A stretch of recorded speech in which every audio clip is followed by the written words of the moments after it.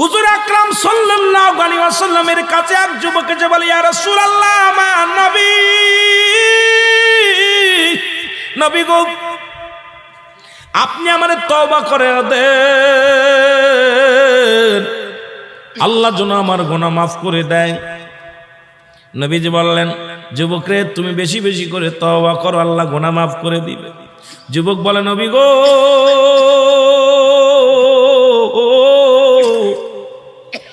আমার বিশ্বাস আমি তওবা করলে আমার আল্লাহ মাফ করবে না, আমার আল্লাহ আমারে ক্ষমা করবে না।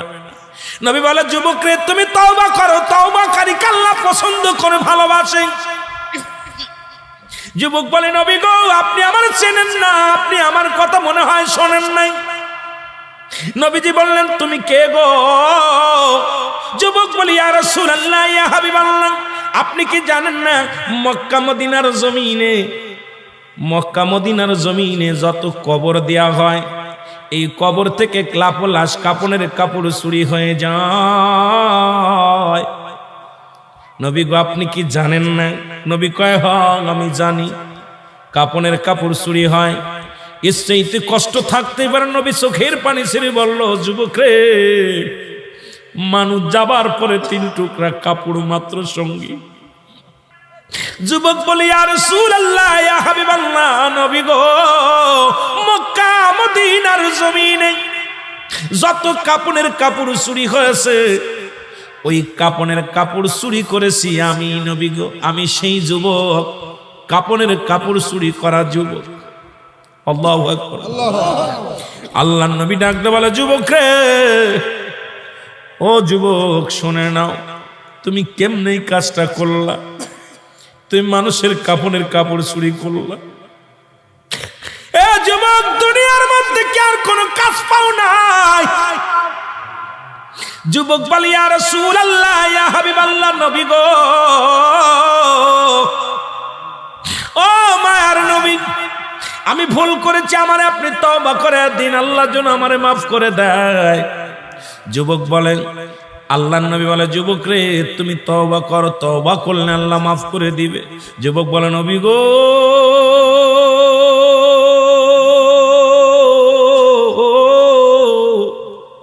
আমার বিশ্বাস এই জমিনের মধ্যে আমি তওবা করলে আমার গুনাহ মাফ হবে না, কারণ আমি এত বড় পাপী, আমি এত বড় অপরাধী।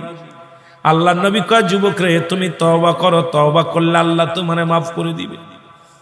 যুবক বলে, নবী গো, মায়ের নবী, আমার মতো পাপীরা আমার আল্লাহ ক্ষমা করবে না। আল্লাহর নবী বলে, যুবক রে, তুমি তওবা করো, তোমারে মাফ করে দিবে আমার আল্লাহ। যুবক বলে, নবী গো, আমি শুধু কাপনের কাপড় চুরি করি নাই, নবী গো, মক্কা মদিনা অনেক দিন যাবত মানুষ মরে না, অনেক দিন যাবত মানুষ ইন্তেকাল করে না, আমিও কাপনের কাপড় চুরি করতে পারি না, আমার ব্যবসাটাও ভালো হয় না। হঠাৎ শুনতে পারলাম পার্শ্ববর্তী এলাকার মধ্যে একটা মহিলা মারা গেছে, সুন্দরী এক যুবতী মারা গেছে। আমি দৌড়ে গেলাম, নিজে তার জানাজায় শরীক হলাম, দাফনে শরীক হলাম। সারাদিন অপেক্ষা আছি কখন রাত নেমে আসবে, কাপনের কাপড় চুরি করব। সব মানুষ যখন রাত্রে খাওয়া দাওয়া করে নির্জুম হয়ে গেল, আমি আস্তে আস্তে করে গোরস্থানে ঢুকলাম। গোরস্থানে ঢুকিয়া আস্তে আস্তে করে কবরের মাটিগুলো সরাইলাম। কবরের মাটি খুঁড়িয়া, নবী গো, আল্লাহর নবী ডাকতে বলে, যুবক, তুমি কি শুনাইলা? যুবক বলে, মায়ার নবী গো,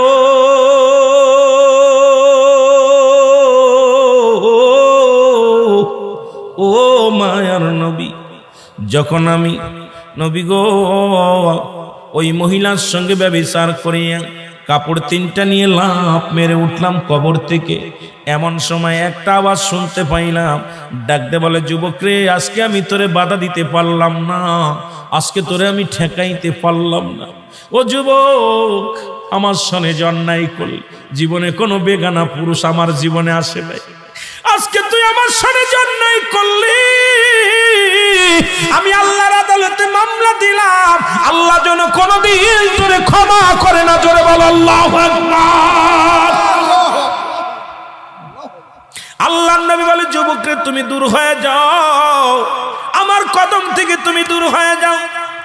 এত বড় অপরাধ তুমি করছো, এত বড় অন্যায় তুমি করছো, আমার কদম থেকে দূর হয়ে যাও। যুবক বলে নবী গো, আপনি রহমতের নবী, আমারে দূরে ফেলে দিবেন না। মার নবী, আমি শুনেছি আদম নবীর কাছ থেকে ঈসা নবী, ঈসা নবীর কাছ থেকে ইব্রাহিম নবী, ইব্রাহিম নবীর থেকে মুসা নবী, সব নবীর থেকে অপারগতা করবে, একমাত্র আপনি হবেন উম্মতের কান্ডারি। নবী গো, আপনি হলেন একমাত্র দরদি, আপনার কদম থেকে যদি আমার ফিরাইয়া দেন, কোথায় যাবো রে নবী, কোথায় যে হাত পাতবো, কোথায় যে সাহায্য পাইব? আমার নবী বলে দূর হয়ে যাও, তোমার মুখটা আমি দেখতে চাই না। চলে গেলেন যুবক কাঁদতে কাঁদতে, একটা দিন নয়, দুটি দিন নয়, 40টা দিন চোখের পানি ছেড়ে কান্দে। গাছের লতা পাতা খায়, গায়ের মধ্যে পোকা হয়ে গেছে, চোখের পানি পড়তে পড়তে চলের মধ্যে গা হয়ে গেছে। আমার দাদু ভাইয়েরা, ও আমার দরদি বন্ধুরা, শুনেন, সমস্ত গায়ের মধ্যে পোকা হয়ে গেছে, কঙ্কাল হয়ে গেছে, দেহখানা শুকাইয়া কান্দে আর বলে আল্লাহ তুমি আমার মাফ করে দাও, আমি পাপী, আমি অপরাধী, আমার তুমি মাফ করে দাও, কবরে কান্দায়ও না। আল্লাহ, মানুষের প্রথম বিপদ হলো মরণ, দ্বিতীয় বিপদ হলো কবর, তৃতীয় বিপদ হলো কিয়ামতের ময়দান। আল্লাহ, একটার চাইতে একটা বড় বিপদ, তুমি আমারে মাফ করে দাও, আমারে তুমি ক্ষমা করে দাও আল্লাহ, ও আল্লাহ তুমি আমারে মাফ করে দাও। কানতে কানতে যুবকের দেহখানা কঙ্কাল হয়ে গেলেন। এলহাম আলো যুবকের, আর কান্দিস না, তোর চোখের পানি আল্লাহ সইতে পারে না। যিনি আসমান জমিনের মালিক, এই ভূখণ্ডের মালিক, যিনি চূর্ণ বিচ্ছিন্ন করে দিবে জমিনটা, আল্লাহ বলে কুল্লু মান আলাইহা ফান, সব কিছু শেষ করে দিবে আমার আল্লাহ। আল্লাহ বলে বান্দারে, এই জমিনটা চূর্ণ বিচ্ছিন্ন করে দিব আমি, এই জমিনের মাটিগুলো পুড়ায়া তামা বানায়া দিব আমি, এই জমিনের যত পানি আছে পানিগুলো পুড়ায়া ছাই বানায়া দিব আমি। আমি আল্লাহ যেদিন কিচ্ছু বলতে কিচ্ছু থাকবে না, সেদিন থাকবো শুধু আমি। আমার কথা না, কোরআনের কথা শুনে না, আল্লাহ বলে কুল্লু মান আলাইহা ফান, সব কিছু শেষ করে দিবে আমার আল্লাহ। আল্লাহ কয় বান্দারে, সেদিন থাকবো শুধু আমি আল্লাহ, আর আমি থাকবো আমার নবীর ভালোবাসা নিয়ে। বন্ধুরা, তেলের কান্ডা লাগে শুই না লাও গো, আজকে সেই আসমান জমিনের মালিক যিনি, তার কাছে ফিরে যাব আমি। জোরে বলেন ঠিক কিনা? এ দরদি বান্দা শুনে নাও, যুবক কাঁদতে কাঁদতে রাসূলুল্লাহর কদমের মধ্যে হাজির হয়ে গেছে গো। নবীজি বলে যুবক রে, তুমি আবার কেন আমার কাছে আসলেন? যুবক বলে নবী গো, আমি আপনার কদমের মধ্যে আসছি, আপনি আমারে আবার তওবা করে দেন, আমার কোথাও যাওয়ার জায়গা নাই। নবী বলেন যুবক রে, তুমি আবার কেন আসছো? আমার জিবরিল আমিন ডাক দে কয় নবী গো, যুবকরে আর কান্দায়েন না। যুবকের চোখের পানি পড়ে গা হয়ে গেছে, চৌলের মধ্যে ঘা, গায়ের মধ্যে ঘা, দেহখানা শুকায়া শুকায়া হাড্ডি হয়ে গেছে। নবী গো, এই যুবকরে আপনি ক্ষমা করে দেন। আমার নবী বলে যুবকরে তুই তওবা কর। নবীজির কদমে তওবা করলে, আমার ভাইরা তওবা করে মাফ চাইলেন। আজকে আমরা এত অন্যায় করেছি, একবার বসে চিন্তা করে, আজকে আমাদের পাপের কথা যদি আমাদের ছেলেরা জানতো, ছেলেরা জীবনেও বাবা বলে ডাকতো না। আপনার পাপের কথা যদি আপনার বিবি জানে, জীবনে আপনার বউ আপনার ঘর করবে না। বিবি বলবে স্বামীরে, তুমি আমার তালাক দিয়ে দাও, আমি তোমার সাথে আর থাকবো না, এক ছাদের নিচেই থাকবো না। আপনার পাপের কথা যদি আপনার বাবা জানে ত্যায্য করে দিবে, আপনার ভাই যদি জানে জীবনে আপনার ভাই বলে ডাকবে না, আপনার পাপের কথা যদি এলাকার চেয়ারম্যান মেম্বার জানে আপনাকে এলাকার মধ্যে রাখবে না।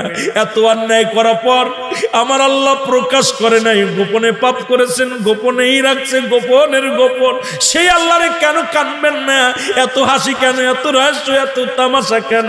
একটা রাত্রে কি যায় নামাজে বসে আল্লাহরে ডাক দিছেন, আমার আল্লাহ আমি অপরাধী, আমি পাপী, আমি কত অন্যায় করেছি, যদি দুনিয়ার মানুষ জানতো আমার এই দুনিয়ার মধ্যে জায়গা হতো না।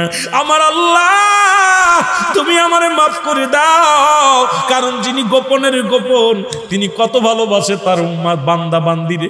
আজকে কোনো কিছু প্রকাশ করে নাই, আজকে আপনার পাপের কাজগুলো আপনাদের প্রকাশ করে দেন নাই, সেই আল্লাহর দরবারে কাঁদার দরকার আছে কি না?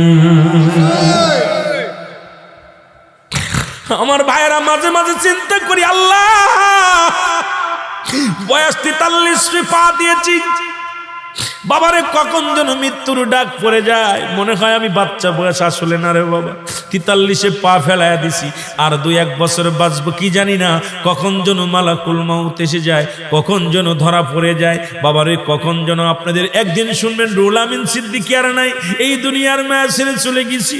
ওই যেদিন মসজিদের মাইকেল খাম পড়ে যাবে, আমার ছোট্ট একটা বাচ্চা আছে, আল্লাহ এই ছেলেটা একটা গজল গায়, আমার বারবার মনে পড়ে, হঠাৎ যদি যাই মরিয়া পাড়া পড়শি বীর করিয়া দেখিতে আসিবে সবে আমার মরা লাশ। বাজান রে আমি বুকের ভিতরে নিয়ে বলি, বাজান রে তুমি কেন এই গজলটা গাও? কাব্য গো দেখি সব মানুষ শুধু চোখ বুজে রায় আর কাপনের কাপড় সাদা কাপড় পরায় আমাদের গোরস্থানে শোয়া দেয়।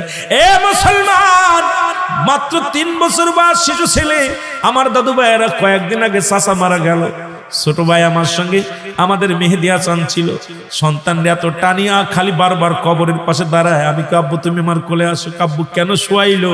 এই যে ও আমাদের মতো কাপড় কেন পরে নাই, সাদা কাপড় পরাইয়া দিছে, আর গজলটা গা শুরু করেছে, হঠাৎ যদি যাই মরিয়া পাড়া পড়শি বীর করিয়া দেখিতে আসিবে সবে আমার মরা লাশ, দা দিয়ে কাটিবে কে হাজারের কাঁচা বাঁশ, গরম পানি মশারি তলে কাপড় খুলিয়া সেজ বিদায়ের গোসল দিবে ডলিয়া ডলিয়া, 3 টুকরা নতুন কাপড়, 3 টুকরা সাদা কাপড়, অন্যরকম সাজ, দা দিয়ে কাটিবে কে হাজারের কাঁচা বাঁশ।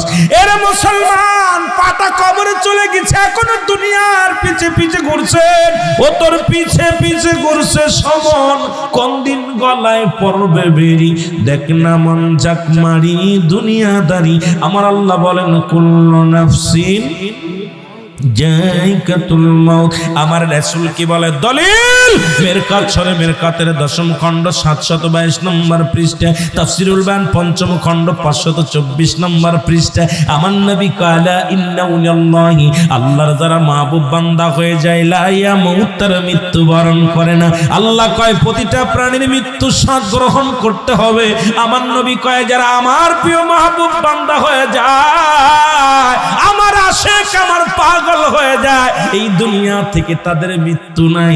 বাবারে বড় আশ্চর্যজনক মনে হয়, এই কথা কেন আপনাদের মনে আসে না? কেন এত দুনিয়া দুনিয়া নিয়া? এই দুনিয়ার মানুষ শুনে নাও, নবী বলছে বালহুয়া কেলা, এই দুনিয়াটা হলো পচা দুর্গন্ধ মরি। মানুষের চরিত্র হলো বাদাম রে কুকুরের চরিত্র। কুকুর যেমন মরি পাইলে খুশি হয়, এক পা কবরে চলে গেছে, সুদ ঘুষের মধ্যে আসি, এখনো জমা জমি নিয়ে হাঙ্গামা মারামারি, দুনিয়ার ছেলে মেয়ে নিয়ে হাঙ্গামা করছি।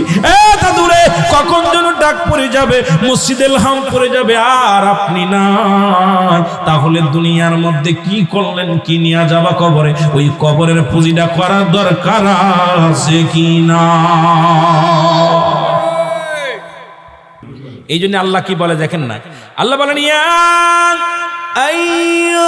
আইয়ুহাল্লাযীনা আমানু সাল্লু আলাইহি ওয়া সাল্লিমু